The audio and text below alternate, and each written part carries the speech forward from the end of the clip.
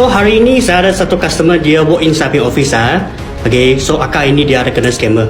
Okay, dia first dia ingat itu pinjaman blessing. Okay, tapi last dia kena scam.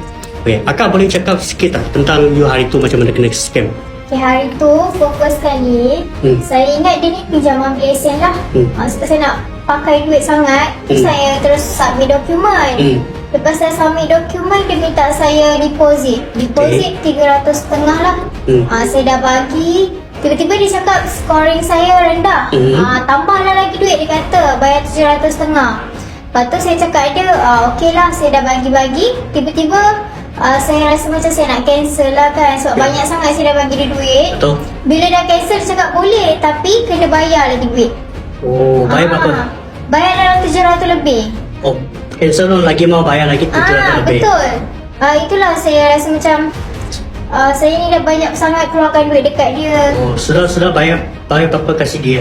Dah dalam 3,000 lebih jugalah. Oh, yo. Sekarang nak pakai duit ni dah tak tahu dah macam mana nak minta. Jadi saya nak minta tolong Abang John lah, macam mana. Boleh tak tolong saya untuk buat pinjaman ni? Boleh saya cuba tengok. So nanti saya simak dulu.